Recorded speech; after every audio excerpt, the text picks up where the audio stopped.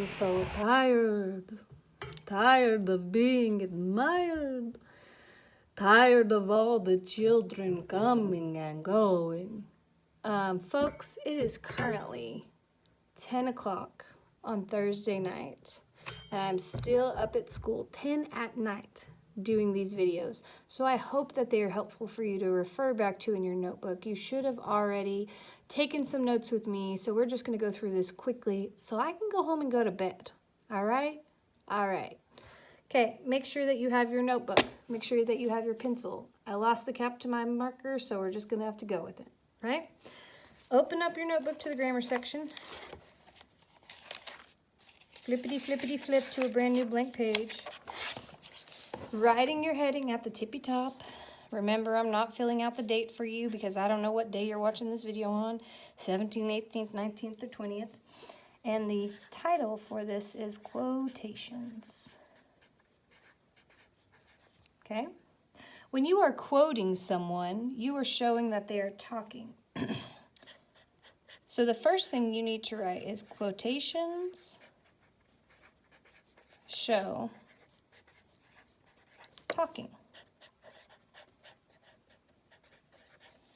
When you have a quotation mark in a sentence that shows that somebody in that sentence or in that story or in that passage is talking. To introduce talking in the middle of a sentence, you must introduce it with a comma, quotation, capital. Remember we did our hand motions like this? Comma, quotation, capital. We did the letter L as a capital to refer to back as a capital. It is not a capital L. It is a reference to a capital, okay? Here's your rule. Now, I do want to point out that if you are starting a new sentence with somebody talking, you don't have to follow this rule. This is only if you are starting quotations in the middle of a sentence. So we're going to write that. Only when started in the middle of a sentence. Okay? Next is your rule. It's going to be some words before this, but it's always going to say your subject said, or announced, or told, or screamed, or yelled, or another synonym for the word said. Subject said, comma,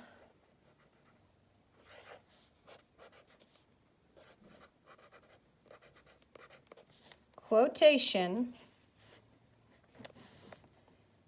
quote, punctuation, closing quotation. So this is your opening quote.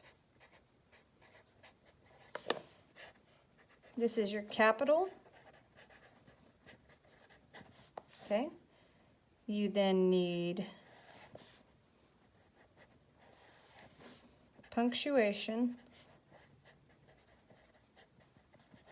and a closing quote. If I'm going too fast, please pause the video so that you can catch up. To review, subject said, comma, quote, let me pause. Subject said, comma, quotation, guys, I'm really tired. Let me back up. Comma, quotation, capital is your rule, okay? Comma, quotation, capital. All right? You have to make sure that these opening and closings are here because you have to have quotations on both sides. That's why we do it with two hands. One to open it, one to close it. Comma, opening quotation, capital letter, punctuation, closing quotation. Whew. Okay. Let's keep going.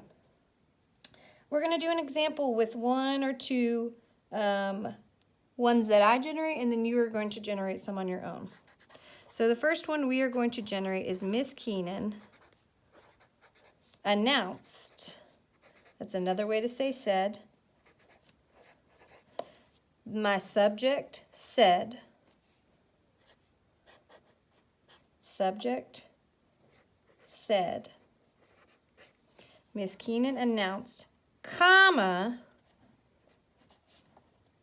we, look at my capital right here, are having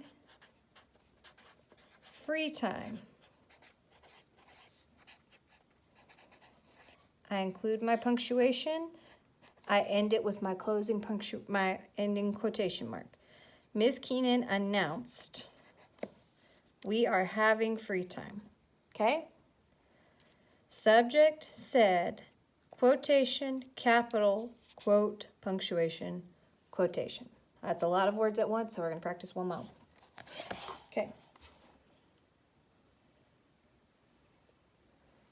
Next, you've got Curtis asked, comma, quotation, capital, will you meditate with me? Punctuation, quotation. Hi, Mr. Rudolph. What you still doing here? I'm working. What are you doing? Well, I think all the time. You don't. I know. Well, I got busy talking, so I had to stay. That's how it usually goes.